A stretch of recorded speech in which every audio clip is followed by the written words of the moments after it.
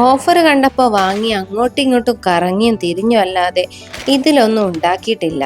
അങ്ങനെ ഒരു ബിസ്ക്കറ്റ് കൊണ്ട് പരീക്ഷണമായാലോ എന്ന് കരുതി ഓട്സ് ആദ്യം നല്ലതുപോലെ പൊടിച്ചെടുത്തു. ചിരകിയ തേങ്ങയുടെ പാല് മാറ്റി നന്നായിട്ടൊന്ന് വറുത്തെടുത്ത് പൊടിച്ച തേങ്ങയാണ് ഇതിലേക്ക് ആഡ് ചെയ്തത്. ഇതിലേക്ക് 1 ടീസ്പൂൺ ബേക്കിംഗ് പൗഡറും ചേർത്ത് 1 ടേബിൾ സ്പൂൺ ഓറഞ്ചിന്റെ തൊലി പൊടിച്ചതും ചേർക്കാം. ഈ ഒരു ഓറഞ്ചിന്റെ തൊലി വാങ്ങി വെക്കുന്ന സമയത്ത് തന്നെ ഫ്രീസറിൽ വെച്ച് തണുപ്പിക്കും. എന്നിട്ട് എല്ലാം കൂടി ഒന്നിച്ച് മിക്സിയിലിട്ട് പൊടിച്ചെടുക്കും. ഇത് ഫ്രീസറിൽ വെച്ച് സൂക്ഷിച്ചാൽ ബേക്കിംഗ് പർപ്പസിനായി യൂസ് ചെയ്യാം. ഇവിടെ ഇപ്പൊ ഇത്തിരി ഉപ്പും ചേർത്ത് ഞാൻ ഇതിനെ നന്നായി മിക്സ് ചെയ്യുന്നുണ്ട്. മിക്സ് ചെയ്ത് ഒരു പരുവത്തിലാവുന്നത് വരെ മിക്സ് ചെയ്യാം.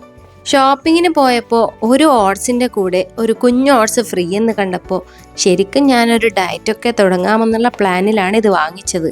പക്ഷേ വാങ്ങിയതല്ലാതെ ഇതുവരെ അത് തൊട്ടിട്ടില്ല. ഡയറ്റും നോക്കി നിന്നാൽ ഈ പാക്കറ്റ് എക്സ്പയർ ആവുന്നതല്ലാതെ എന്റെ പണി നടക്കും തോന്നുന്നില്ല. അങ്ങനെ ഇരിക്കെ ജെമിനിയോട് ചോദിച്ച് ഒരു കുക്കീസ് പ്ലാൻ ചെയ്തു. അങ്ങനെ ഡോറ പാടുന്നത് പോലെ ജെമിനിക്കൊന്ന് ഞാൻ പാടിക്കൊടുത്തു. എന്റെ കയ്യിൽ ഓട്സും ഓറഞ്ചിൻ പൊടിയുമുണ്ട്, അതിന്റെ കൂടെ തേങ്ങയും ചേർത്തൊരു കുക്കീസ് പറയാമോ? അങ്ങനെ അളവും കോലും കൃത്യമായി പറഞ്ഞ് ജെമിനി എന്നെ ഞെട്ടിച്ചു. ഇപ്പോൾ ഞാനൊരു 5-6 ടേബിൾ സ്പൂൺ ബട്ടറും കൂടി ചേർത്തു. ഇത് ഓൾറെഡി മെൽട്ടാക്കിയ ബട്ടറായിരുന്നു. പക്ഷേ എൻ്റെ പണി കാരണം ഇതിവിടെ സോളിഡായി. അതൊക്കെ കുഴക്കുമ്പോൾ ശരിയായിക്കോളും എന്ന മട്ടിൽ പൊടിച്ചു വെച്ച പഞ്ചസാരയും ഏലക്കാവും മിക്സ് ചേർത്തു. പഞ്ചസാര പൊടിക്കുമ്പോൾ 2 ഏലക്ക കൂടി അതിലേക്ക് ചേർത്ത് മിക്സ് ചെയ്തതാണ്. ഇതായിരുന്നു ടാസ്ക്. ഈ ബട്ടറും പഞ്ചസാരയും ഒക്കെ കൂടി കയ്യിലിങ്ങനെ പറ്റിക്കളിക്കുന്നുണ്ടായിരുന്നു.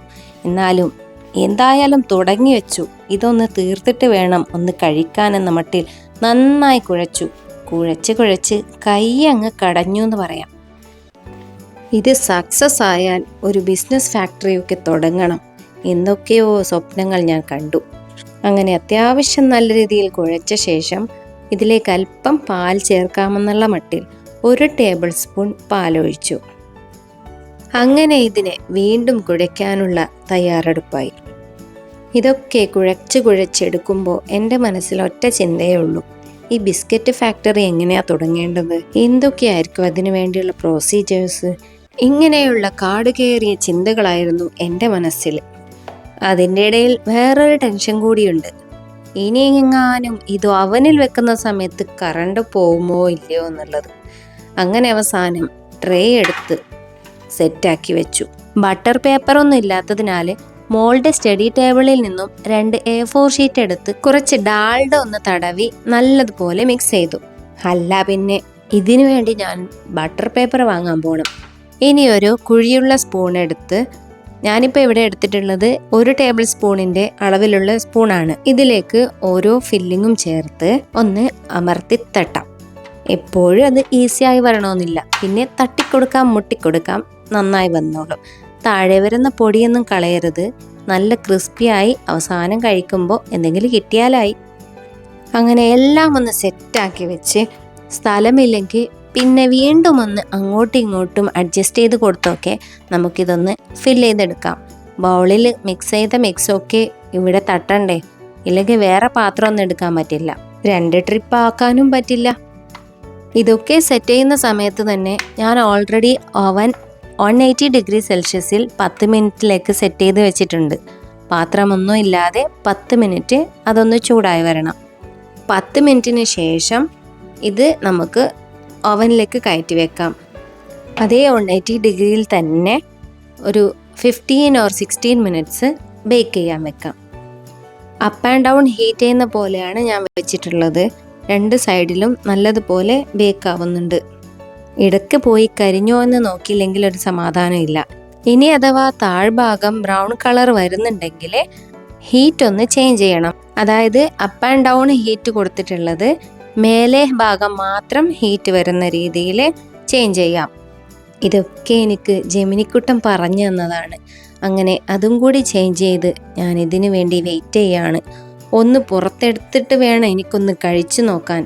അതും കൂടി പറഞ്ഞിട്ടുണ്ട്, ആദ്യം തന്നെ കഴിക്കരുത്, അത് നല്ല കൂളാവണം എന്നിട്ട് കഴിച്ചാൽ മതിയെന്ന്. ഏതായാലും ആ മണിയുടെ ശബ്ദം കേട്ടതോടെ എനിക്കൊരു സമാധാനം. ഹാവൂ, കറണ്ട് പോകുന്നതിന് മുമ്പ് കുക്കീസ് ഒന്ന് വെന്ത് കിട്ടി. അധികം കരിഞ്ഞോ ആവോ എന്നറിയില്ല. ഏതായാലും പുറത്തെടുത്തു നോക്കാം. ഹേയ്, കരിഞ്ഞിട്ടൊന്നുമില്ല. പക്ഷെ നല്ല ഫ്ലേവർ. ആ മണം ഉണ്ടല്ലോ, നല്ലൊരു ഗൾഫിൽ നിന്ന് അന്നൊക്കെ കൊണ്ടുവരുന്നൊരു ബട്ടർ കുക്കീസിൻ്റെ ഒരു സ്മെല്ല്. നല്ല മണം. ഇനി ഇതിനെ നമുക്ക് ഈ ട്രേയിൽ നിന്നും ഈ കാണുന്ന ട്രേയിലേക്ക് മാറ്റാം. തണുക്കണ്ടേ? തണുത്തിട്ട് വേണം ഒന്ന് സമാധാനത്തിൽ കഴിക്കാൻ. പക്ഷേ എനിക്കിത്തിരി സബൂർ കുറവായത് കൊണ്ട് ഇടയിൽ കയറി ഞാനൊന്ന് കഴിച്ചു. ഈ എടുക്കുന്ന സാധനം ഒന്ന് പൊട്ടാറായപ്പോൾ അത് ഞാനങ്ങ് കഴിച്ചു. അങ്ങനെ അവസാനം കാത്തിരുന്ന് കുക്കീസ് റെഡിയാക്കി. ഇനിയിപ്പോൾ ആരെക്കൊണ്ടെങ്കിലും കഴിപ്പിക്കണം. ഒന്ന് തണുക്കട്ടെ, എന്നിട്ട് ആരെങ്കിലും വിളിക്കാം.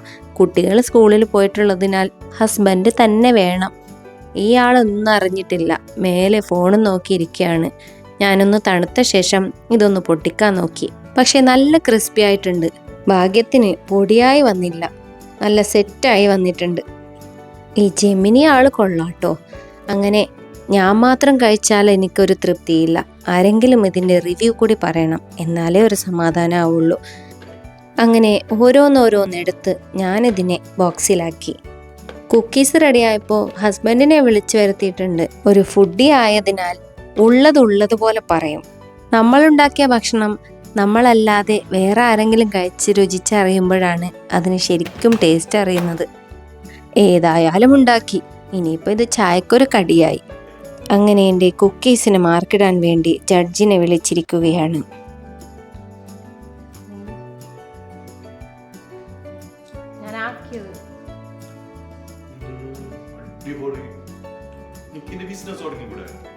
അതാണ് ഞാൻ ചിന്തിക്കുന്നത്. എന്താ ദാസ ഈ ബുദ്ധി നേരത്തെ തോന്നാഞ്ഞേ?